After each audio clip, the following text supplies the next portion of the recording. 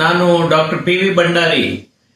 ಇತ್ತೀಚೆಗೆ ನೀವು ಬೆಂಗಳೂರಿನಲ್ಲಿ ಜಾಂಬಿ ಡ್ರಗ್ಸ್ಗಳ ಕಾಟ ಅಂತ ಒಂದು ಇದನ್ನ ಕೇಳಿರ್ಬೋದು. ಇದು ಈಗಾಗಲೇ ಸುಳ್ಳು ಸುದ್ದಿ ಅನ್ನುವುದನ್ನ ನಮ್ಮ ಕರ್ನಾಟಕ ಸರ್ಕಾರದ ಗೃಹ ಮಂತ್ರಿಗಳು, ಪೊಲೀಸ್ ಇಲಾಖೆ ಒಂದು ಸ್ಪಷ್ಟೀಕರಣವನ್ನ ನೀಡಿದೆ. ಒಬ್ಬ ಮನೋವೈದ್ಯನಾಗಿ ನಾನು ಈ ಬಗ್ಗೆ ಒಂದಿಷ್ಟು ವಿಚಾರಗಳನ್ನು ಹಂಚಿಕೊಳ್ಳಿಕ್ಕೆ ಇಷ್ಟಪಡ್ತೇನೆ. ಅಮೆರಿಕದ ಫಿಲಡೆಲ್ಫಿಯಾದಲ್ಲಿ ಇದು 2016ರಲ್ಲಿ ಮೊಟ್ಟ ಮೊದಲಿಗೆ ಉಪಯೋಗಿಸಿದಂಥದ್ದು ಈ ಅನ್ನುವಂಥದ್ದು. ಇದು ವೆಟರ್ನರಿ ಡ್ರಗ್. ಇದು ಪ್ರಾಣಿಗಳಿಗೆ ಅರಿವಳಿಕೆ ಕೊಡುವುದಕ್ಕಾಗಿ ಉಪಯೋಗಿಸುವ ಒಂದು ಡ್ರಗ್ ಆಗಿದೆ.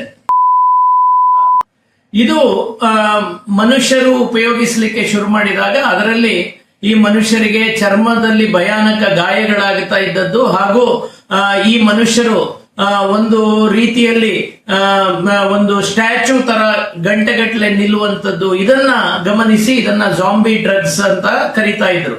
ಆದರೆ ಇದು ಭಾರತ ದೇಶದಲ್ಲಿ ಇಷ್ಟರವರೆಗೆ ಎಲ್ಲಿಯೂ ಪ್ರೂವ್ ಆಗಿಲ್ಲ. ಈ ವೈರಲ್ ಆದ ವಿಡಿಯೋಗಳು ಒಂದು ಬೆಂಗಳೂರಿದು, ಹಾಗೆ ಅದಕ್ಕೂ ಮುಂಚೆ ಒಂದು ಚಂಡೀಗಢದಲ್ಲಿ ಈ ಝೊಮ್ಯಾಟೊ, ಸ್ವಿಗ್ಗಿ ಇದು ಮಾಡುವಂತ ಒಬ್ಬ ಯುವಕ ಇದನ್ನ ಕನ್ಸ್ಯೂಮ್ ಮಾಡದ ಅಂತ ಎಲ್ಲ ಸುಳ್ಳು ಸುಳ್ಳು ಇದು ಬಂದಿತ್ತು. ಇದನ್ನ ನಾನು ಯಾಕೆ ಹೇಳ್ತಾ ಇದ್ದೇನೆ ಅಂದ್ರೆ, ಸುಳ್ಳು ಸುದ್ದಿಗಳು ನಮ್ಮ ದೇಶದಲ್ಲಿ ಬಹಳ ಫಾಸ್ಟ್ ಆಗಿ ಹರಡುತ್ತೆ. ವೈಜ್ಞಾನಿಕ ವಿಷಯಗಳು ಅಥವಾ ನಿಜವಾದ ಸಮಸ್ಯೆಗಳು ಹಬ್ಬುವುದಿಲ್ಲ. ಸೊ ನೀವು ಏನ್ ತಿಳ್ಕೊಳ್ಬೇಕು ಅಂದ್ರೆ, ಈ ತರ ಅನ್ನುವಂತ ಡ್ರಗ್ ಇದು ಭಾರತ ದೇಶದಲ್ಲಿ ಎಲ್ಲಿಯೂ ಅವೈಲೇಬಲ್ ಆಗಿಲ್ಲ. ಇದು ಒಂದು ಅಪ್ಪಟ ಸುಳ್ಳು ಸುದ್ದಿ.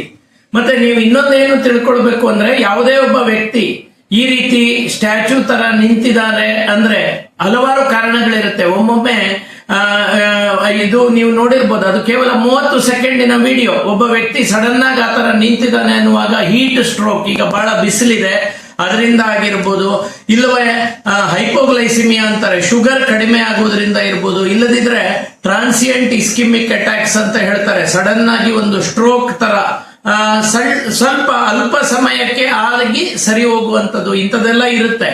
ಇದನ್ನ ಯಾಕೆ ಹೇಳ್ತಾ ಇದ್ದೀನಿ ಅಂದ್ರೆ, ಇಂಥ ಸನ್ನಿವೇಶಗಳನ್ನು ಗಮನಿಸಿದಾಗ ಅದನ್ನು ವಿಡಿಯೋ ಮಾಡುವುದಕ್ಕಿಂತ ಅವ್ರಿಗೆ ಏನಾದರೂ ಸಹಾಯ ಮಾಡ್ಲಿಕ್ಕೆ ಆಗತ್ತಾ ನೋಡುವ ಅನ್ನುವುದನ್ನ ನಾನು ಜನಸಾಮಾನ್ಯರ ಗಮನಕ್ಕೆ ತರ್ತಾ ಇದ್ದೇನೆ. ಹಾಗೆಯೇ ನಾನು ತಿಳಿಸುವುದೇನೆಂದ್ರೆ, ನಮ್ಮಲ್ಲಿ ಬೇರೆ ಡ್ರಗ್ಸ್ಗಳು ಸಾಕಷ್ಟು ಸಮಸ್ಯೆಗಳನ್ನ ನಮ್ಮ ಯುವ ಜನರಿಗೆ ಉಂಟು ಮಾಡ್ತಾ ಇದೆ. ಈಗ ಗಾಂಜಾ ಸೇವನೆಯಿಂದಾಗಿ ಹಲವು ಯುವಕರು ಕೆಲಸಕ್ಕೆ ಹೋಗ್ತಾ ಇಲ್ಲ, ಮನೆಯಲ್ಲೇ ಕೂತ್ಕೊಂಡಿದ್ದಾರೆ.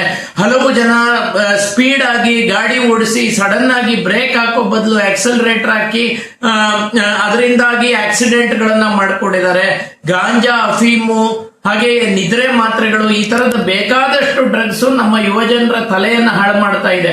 ಇದನ್ನ ಸರಿಪಡಿಸುವುದು ಹೇಗೆ ಅನ್ನುವುದರ ಬಗ್ಗೆ ನಾವು ಯೋಚನೆ ಮಾಡುವ ಹೊರತು ಸುಮ್ಮನೆ ಈ ತರದ ಈ ಜಾಂಬಿ ಡ್ರಗ್ಸ್ ಅದು ಇದು ಅಂತ ಹೇಳಿ ಅದರ ಬಗ್ಗೆ ಸುಳ್ಳು ಸುದ್ದಿಗಳನ್ನ ಹಬ್ಬಿಸಿ ನಮ್ಮ ಜನರಲ್ಲಿ ಭಯವನ್ನ ಉಂಟು ಮಾಡುವುದು ಬೇಡ. ಇದು ನಾನು ಈ ವಿಷಯವನ್ನ ಯಾಕೆ ಹಂಚಿಕೊಳ್ತಾ ಇದ್ದೇನೆಂದ್ರೆ, ಕಳೆದ ಒಂದು ವಾರದಲ್ಲಿ ಸುಮಾರು 5-6 ಜನ ನನಗೆ ಫೋನ್ ಮಾಡಿದ್ರು, ಈ ಜಾಂಬಿ ಡ್ರಗ್ ಅನ್ನೋದು ನಿಜಾನ, ಇದು ಬಂದ್ಬಿಟ್ರೆ ಇನ್ನು ನಮ್ಮ ಗತಿ ಏನು ಅಂತ. ಸೊ ಅದಕ್ಕೆ ನಾನು ಈ ಒಂದು ವಿಡಿಯೋವನ್ನ ಮಾಡೋಣ ಅಂತ ಅನ್ಕೊಂಡೆ. ಒಟ್ಟಿನಲ್ಲಿ ನಮ್ಗೆ ಇವತ್ತು ನಾನು ನಿಮ್ಗೆ ನಾವು ಯೋಚನೆ ಮಾಡಬೇಕಾದಂತ ಮುಖ್ಯವಾದ ಒಂದು ಇದು ಏನಂದ್ರೆ, ಈ ಇತರ ಡ್ರಗ್ಸ್ಗಳು, ಗಾಂಜಾ, ಅಫೀಮು, MDMA ಇದು ನಮ್ಮ ಯುವಕರಿಗೆ ತಲುಪದಂತೆ ಅಥವಾ ಇದನ್ನ ಉಪಯೋಗಿಸ್ತಾ ಇರುವಂತಹ ಯುವಕರು ಇದರಿಂದ ಹೊರಗೆ ಬರಲಿಕ್ಕೆ ನಾವು ಏನು ಸಹಾಯ ಮಾಡಬೇಕು ಅದನ್ನು ಮಾಡುವ ಅಂತ ಹೇಳ್ತಾ ನನ್ನ ಮಾತುಗಳನ್ನ ಮುಗಿಸ್ತೇನೆ. ಜೈ ಹಿಂದ್.